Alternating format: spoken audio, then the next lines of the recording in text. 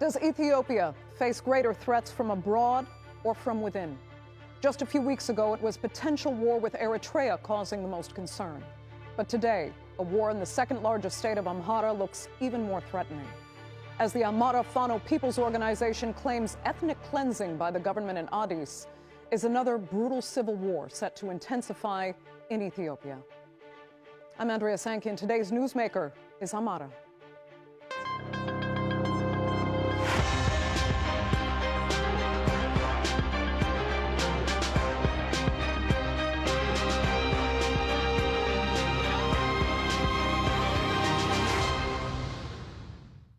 Well, it's difficult to find as fractured a country as Ethiopia, with different states and tribes claiming ethnic cleansing and even genocide at the hands of the government, as well as various militia.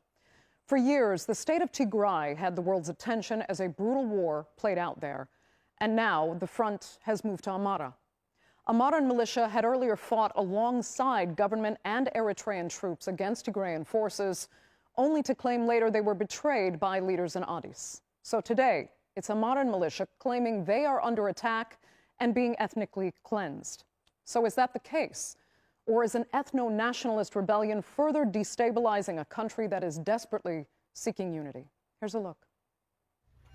From one civil war into the cusp of another, observers look at Ethiopia with alarm.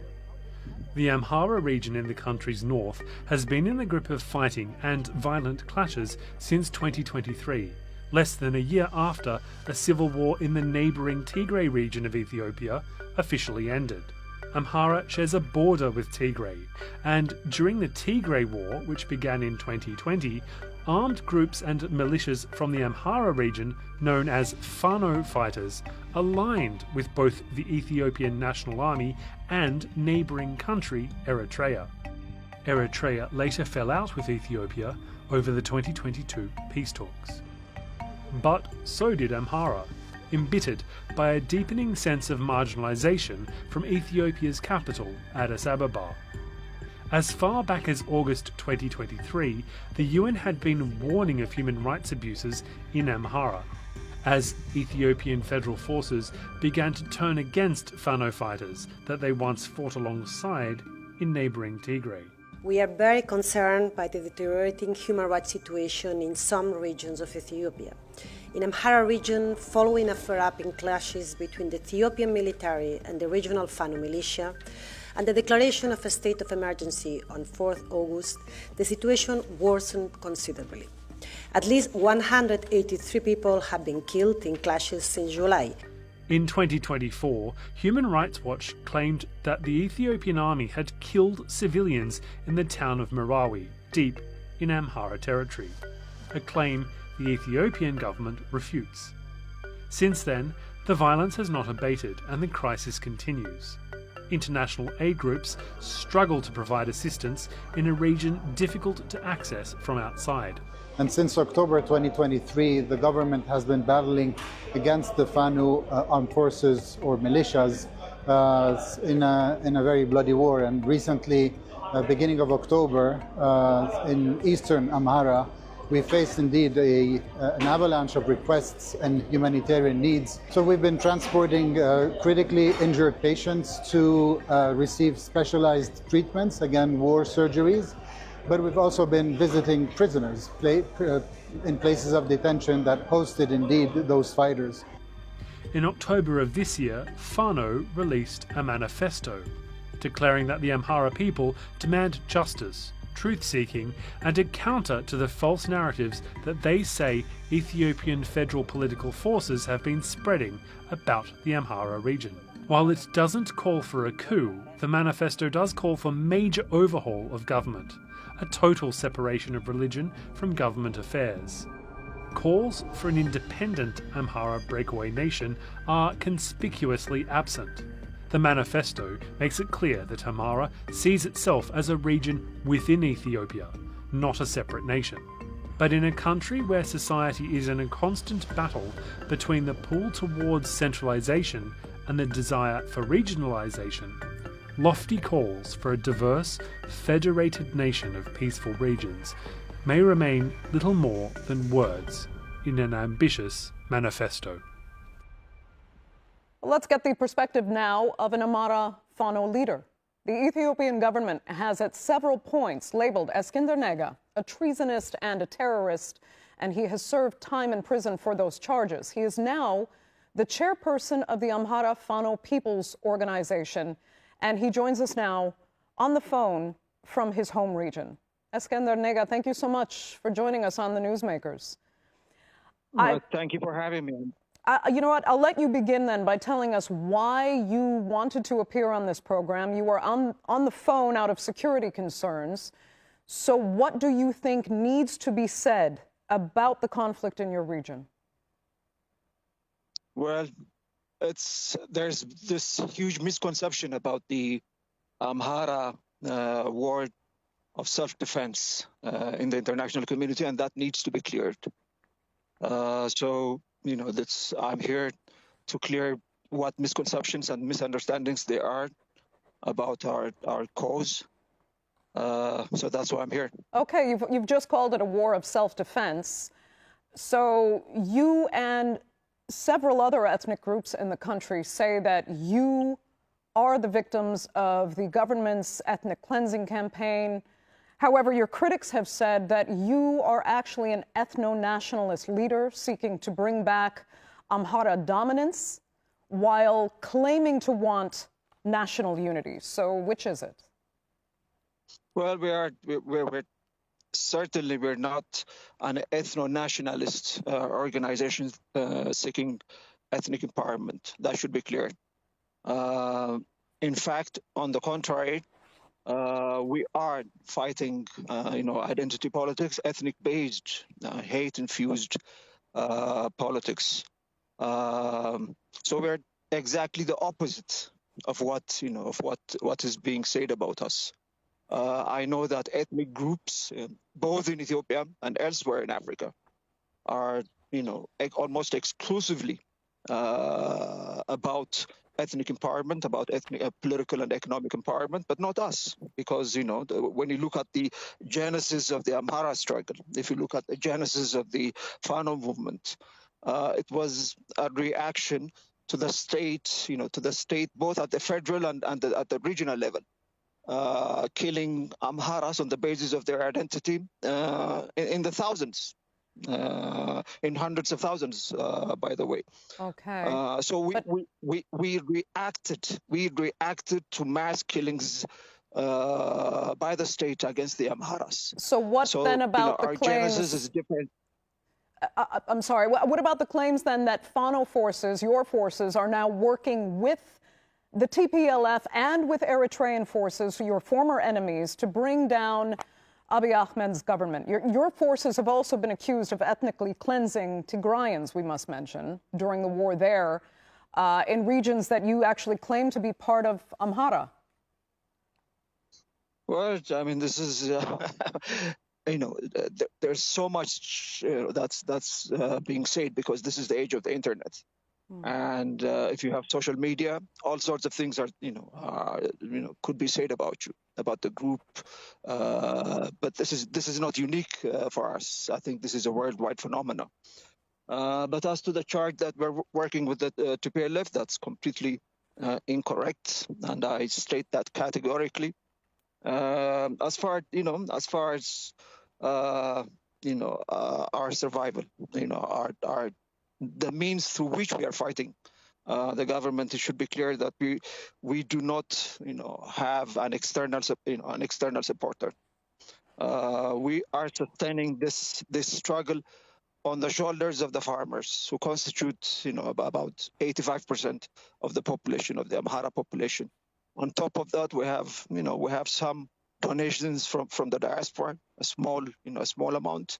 And of course, we rely for munitions from the battlefield, from what we capture from government troops.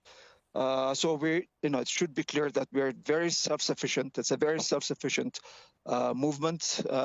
We do not rely on external support for defending ourselves from genocide. Okay, then explain more about what is actually happening to your people now, including the civilians in your area, because the director of the International Committee of the Red Cross actually told us in our report that they are facing, as he said, an avalanche of requests and humanitarian needs and transporting critically injured patients for treatments and surgeries. Are you, in large part, then responsible for that by taking up arms in this fight? No, we're not. We're not. It's the government. The government attacked us, and we had no choice but to defend ourselves. Like I said, on the basis of our ethnicity. This is mass killings, irrespective of who we are. The children. There was no exception for infants. There was no exception for pregnant women. There was no exception for elderly people. The government troops just rounded up everyone and shot them. And this was not one or two incidents. There was a clear pattern, and the problem was growing. And we did not resort to force of arms. We did not resort to defending ourselves through force of arms. At first, what we tried to do was to solve the problem through peaceful means. And when that did not, produce results, when that did not work, we had to defend ourselves. Okay, but by force of arms. What I'm saying is, so we are not responsible for the humanitarian crisis that's happening in that region. Yes, there is a humanitarian crisis, but the political and morally and politically, the party that's responsible for this is the government, the genocidal governments that's attacking its own citizens on the basis of ethnicity. Okay, but then the term ethno-nationalism is constantly used to describe your movement.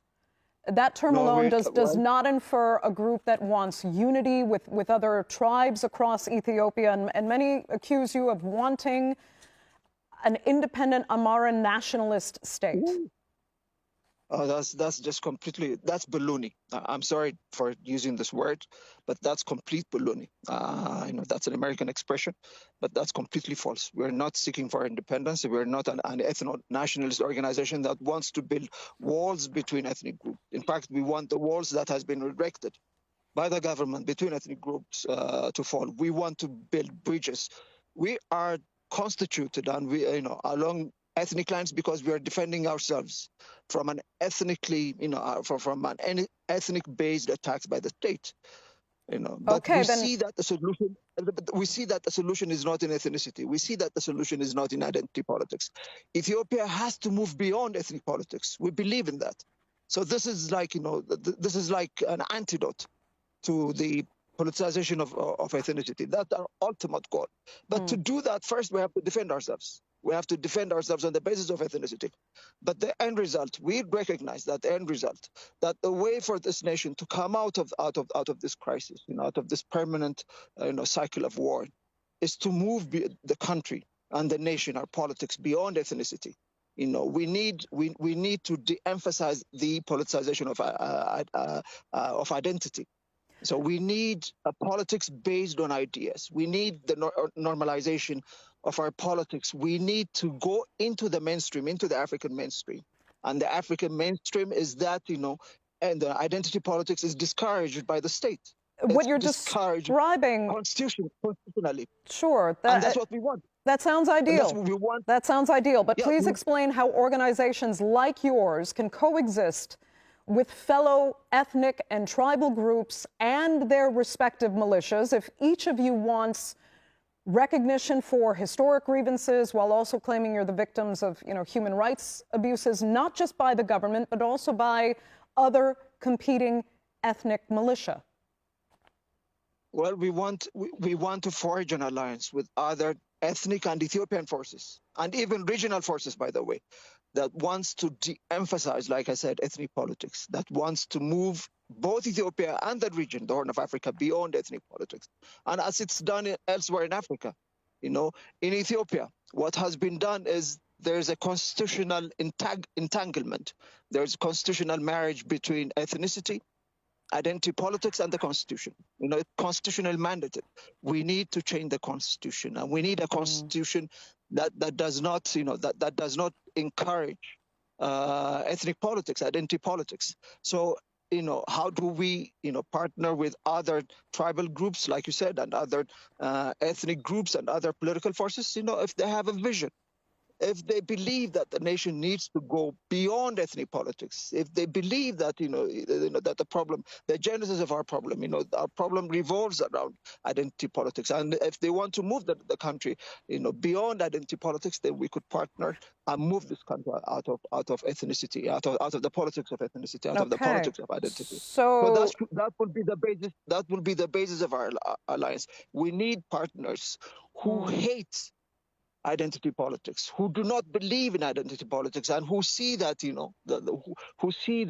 this country needs to move beyond identity politics. Okay, then so, you in particular would have to let go of any past grievances and a horrific conflict with Tigrayan forces that Amharan forces were involved in. Do you believe really that all of these groups would be willing to let go of the past, the very recent past in some cases, perhaps grant amnesties and move on? Of course, why not? We have to move on. We can't be tied to our back history. We can't be, we shouldn't be prisoners of history, of our back history. We should be looking forward. Okay. But the problem is just you have mentioned some organizations, the ethnic-based organizations in Ethiopia believe in ethnic politics. They believe in perpetuating ethnic politics. They want they want the constitution. They don't want to change the constitution. Almost all ethnic-based organizations, except the Fano movement, except the Amhara-based ethnic organizations, want to preserve the constitution, which mandates, which insists that the country's politics should be on the basis of identity, particularly ethnicity. That the constitution has created this ethnic enclaves, and what it has done is fractured the country. We do not have a federation. What we have is a fracture. So we need to change the constitution, and we need a constitution like other African countries that emphasizes, that discourages ethnic politics. That's what we're saying, and we need Ethiopian forces that accept this. We need regional forces that see things like we do, and we need international partners. Okay. That would help us to move the country beyond ethnic politics. Unless we move out of ethnic politics, this will eventuate. The final story. The final story of this crisis will be genocide on a mass scale, even worse than what had happened in Rwanda. Iskander so Nega. Now is the time. Yeah. Okay, that will unfortunately have to be the final word for this segment of the Newsmakers. I greatly appreciate you sharing your insights and your feelings on this conflict. Thank you so much.